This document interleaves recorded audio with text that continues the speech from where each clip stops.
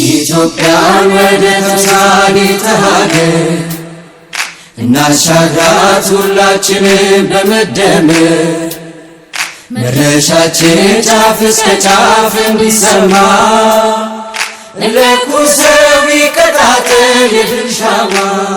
ኢትዮጵያን ወደ ተምሳሌት ሀገር ለባሶና ወራና ወረዳ ነዋሪዎች በሙሉ የተሻለ ኢትዮጵያን ለመገንባት የሰላም፣ የልማት፣ የአንድነትና የብልጽግናን ጉዞ በጽናት እንቀጥላለን። እንደ ወርቃማው የስንዴ ፍሬ የሚያፈራ ስራ፣ የህዝብ ተሳትፎ፣ የጋራ እሴት በመደመር ሀገራችንን ወደ ከፍታ እናደርሳለን። ዛሬ የምንሰጠው ድጋፍ የነገውን የተረጋጋና የበለጸገች ኢትዮጵያ መሰረት ነው። ነገን ዛሬ መገንባቱ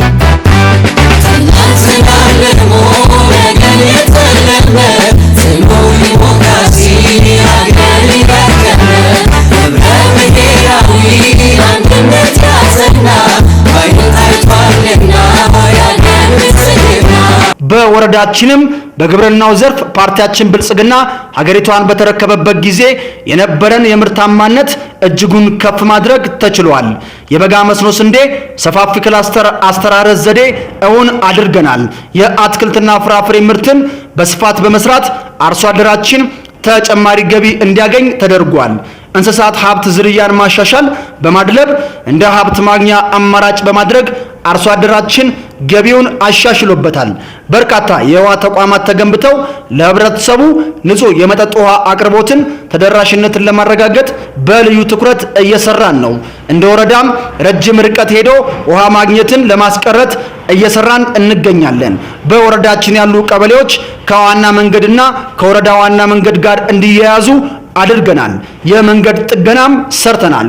ቢያንስ አምቡላንስ ገብቶ እናቶችን ወደ ጤና ጣቢያ የማያደርስበት ቀበሌ የለንም። በቀጣይ ደግሞ ራቅ ያሉ ጎጦችን የመንገድ ተደራሽ ለማድረግ እንሰራለን። በባሶና ወራና ወረዳ ቀበሌዎች በሙሉ የመብራት ተጠቃሚ ለማድረግ ሰፊ ስራ ተሰርቷል። ከ3 ቀበሌዎች በስተቀር ሁሉም የመብራት ተጠቃሚ እንዲሆኑ ተደርጓል። ተደራሽ የሆኑ ጎጦች ጭምር እንዲኖሩ አድርገናል።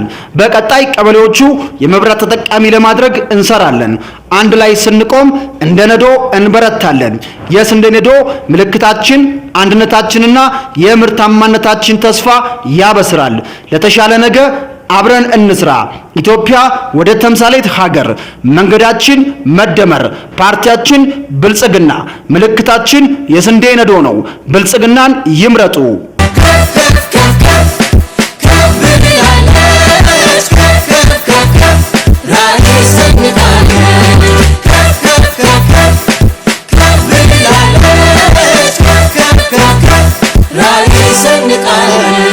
በጤናውም ዘርፍ እንደ ወረዳ በተመረጡ 4 ቀበሌዎች ወደ የፈውስ ሕክምና ማሳደግ ችለናል። የሁለተኛው ትውልድ ጤና ኬላዎችን በ24 ሚሊዮን ብር መገንባት ተችሏል። ለጤና ግብዓት ማሟያ ከክልል ቢሮ እስከ ዞንና ወረዳ ድረስ ያሉ መንግስታዊና መንግስታዊ ያልሆኑ ድርጅቶችን በማስተባበር 8 ሚሊዮን ብር የሚገመት ግብዓት ተሰብስቦ አገልግሎት እንዲሰጥ ተደርጓል። ራዕያችን ግልጽ ነው። በሁሉም ዘርፍ በትጋትና በተለወጠ የሥራ ባህል ኢትዮጵያን የብልጽግና የተምሳሌት ሀገር ማድረግ ነው። ዘመኑን የዋጀ የዛሬውም የመጪውም ትውልድ ፓርቲ ብልጽግና የትናንትን ወረት ያስቀጠለው የትናንት ጉድለቶቻችንን መሙላት የሚያስችለው አቅጣጫዎችን የቀየሰውን ትናንትን በሚካካስ መልኩ ቀንና ሌሊት የሚተጋውን ብልጽግና ዘመኑን የዋጀ ፓርቲ ነው። ብልጽግናን ይምረጡ። ምልክታችን የስንዴ ነዶ። ብልጽግናን መምረጥ ለኢትዮጵያ ሀገር አይበገሬ ሁለንተናዊ እድገትን ማረጋገጥ ነው።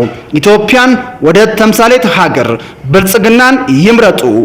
ብርሃናዊነት ተምሳሌት ኢትዮጵያ ጸጎቿ ወደ ሀት ቀይራ ሳይታ ኢንዱስትሪ ማዕከል ከተሜ ተምሳሌት በብልጽግና ውስጥ የተገኘ ውጤት።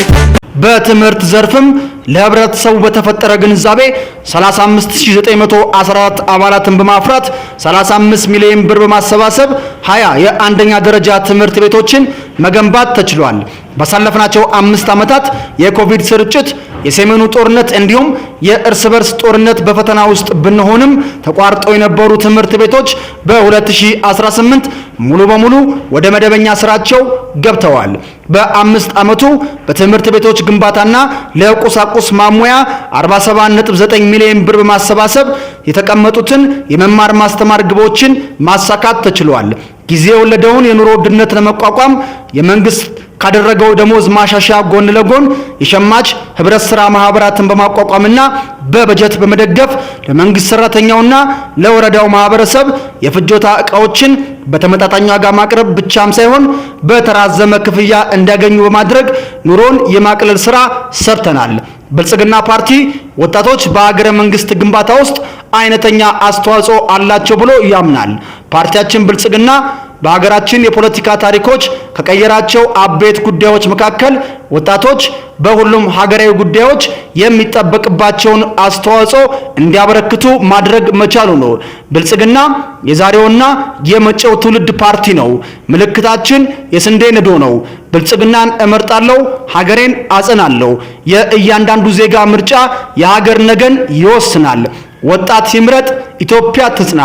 ብልጽግና መምረጥ ዛሬ ብቻ ሳይሆን የወደፊት ህይወታችንን በአስተማማኝ መሰረት ላይ ማኖር ነው። በሀገረ ግንባታ የወጣቶች ሚና የጎላ ነው። መነሻችን መደመር፣ መደረሻችን ብልጽግና። ምልክታችን የስንዴ ነዶ። ብልጽግናን ይምረጡ። ዓለም መድረክ ታፍራ ተከብራ እንድትታይ ተምሳሌት ኢትዮጵያ በብልጽግና ላይ